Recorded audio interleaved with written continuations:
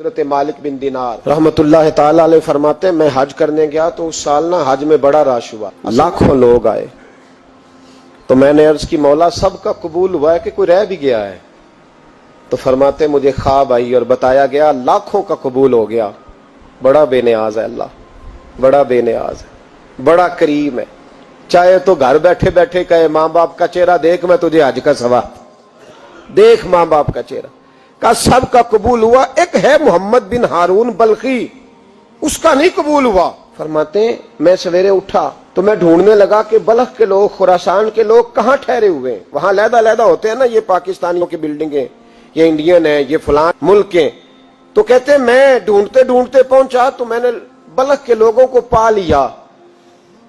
میں نے پوچھا تم میں محمد بن ہارون بلخی کون ہے؟ تو لوگ کہنے لگے وہ تو بڑا نیک آدمی ہے، بڑا پرہیزگار ہے۔ کہتے ہیں میں نے کہا مجھے خواب آئی ہے، حج قبول نہیں ہوا، یہ تعریفیں کر رہے ہیں۔ میں نے کہا کس طرح کا نیک؟ تو لوگ کہنے لگے جی 24واں تو وہ حج کرنے آیا ہے، ساری رات نفل پڑھتا ہے، سارا دن روزہ رکھتا ہے، بہت مالدار تھا پر ہر چیز اللہ کی راہ میں خیرات کر دی۔ فرماتے ہیں میں نے کہا وہ کہاں ہے؟ کہنے لگے پہاڑ کے پیچھے خیمہ اس نے لگایا ہے، وہاں اللہ اللہ کر رہا ہے۔ حضرت مالک بن دینار علیہ رحمہ فرماتے ہیں میں وہاں پہنچا، مصلی پہ بیٹھا تھا، سلام پھیری، میں نے السلام علیکم کے بعد کہا آپ محمد بن ہارون بلخی ہیں؟ کہنے لگا ہاں۔ آپ مالک بن دینار ہیں؟ میں نے کہا کہ اس نے تو میرا نام بھی جان لیا بغیر بتائے۔ فرماتے ہیں میں نے کہا کہ ہاں میں مالک بن دینار ہوں۔ کہنے لگے کیسے آئے ہو؟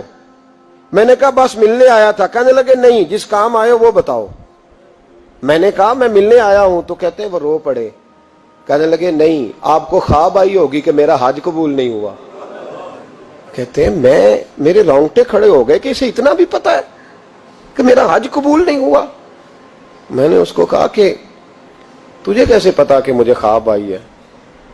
کہنے لگا مالک بن دینار مجھے 24 سال ہو گئے، میں اس بے نیاز کے گھر کا طواف کرتا ہوں، میں حجر اسود کے بوسے لیتا ہوں، میں مقام ابراہیم پہ نفل پڑھتا ہوں، میں صفا مروہ کی سعی کرتا ہوں، پر 24 سال بیت گئے۔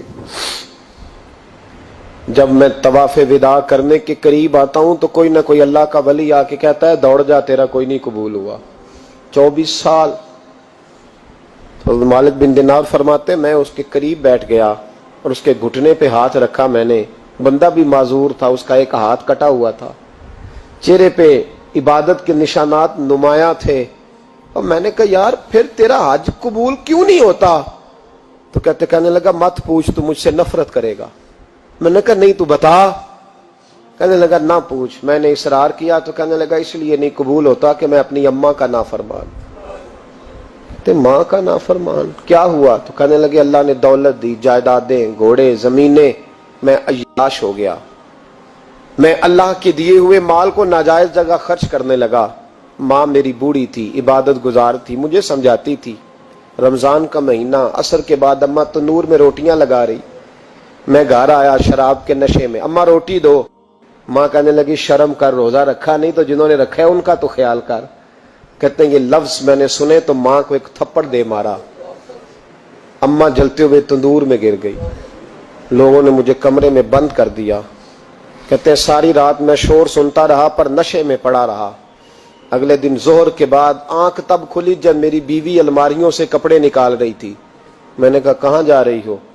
کہنے لگی میکے جا رہی ہوں، میں ماں کے قاتل کے ساتھ وقت نہیں گزار سکتی۔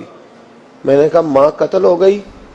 کہا ہاں، رات 9 مہینے تجھے پیٹ میں رکھنے والی اور چھاتی کا دودھ تیرے گلے میں اتار کے پالنے والی تیرے ہاتھوں قتل ہو گئی۔ کہا کدھر ہے میری ماں کی میت؟ کہا دفن کر دیا۔ بتایا کیوں نہیں؟ کہتے مرتے وقت کہہ گئی تھی اسے میرا منہ نہ دکھانا، میرے جنازے کے قریب نہ آئے۔ کہنے لگا میں اسی وقت اٹھا جس ہاتھ سے ماں کو مارا تھا، کلاڑا لے کے ہاتھ کاٹ دیا، جائیدادیں، گھوڑے، مکانات خیرات کر دیے۔ ساری رات نفل پڑھتا ہوں، سارے دن کے روزے رکھتا ہوں، ہر سال حج کرتا ہوں، عرش کا مالک معاف نہیں کرتا۔ حضرت مالک بن دینار کہتے ہیں میں نے بھی ایک تھپڑ مارا، میں نے کہا تو اسی قابل ہے تجھے معاف نہ کیا جائے، کبھی تجھے معافی نہیں ملے گی۔ کہتے ہیں میں ہو کے آیا، وہ روتا رہا، تڑپتا رہا، میں سویا گھر آ کے تو مجھے مصطفیٰ کریم علیہ السلام کا دیدار نصیب ہو گیا. نبی پاک صلی اللہ تعالی علیہ وسلم نے فرمایا مالک تو اسے کیوں مایوس کر آیا ہے اللہ کی رحمت سے, کیوں کہہ آیا ہے اسے؟ میں نے کہا حضور اتنا بڑا قاتل ماں کا کیسے معافی ملے گی؟ تو محبوب فرمانے لگے اس کی ماں کی وجہ سے ہی اسے معافی ملے گی, ماں کی وجہ سے. حضور کس طرح؟ فرمایا ماں قیامت کے دن اس کے خلاف مقدمہ دائر کرے گی, کہے گی اللہ اسے پوچھ میرا جرم کیا تھا, مجھے کیوں جلا کے مارا؟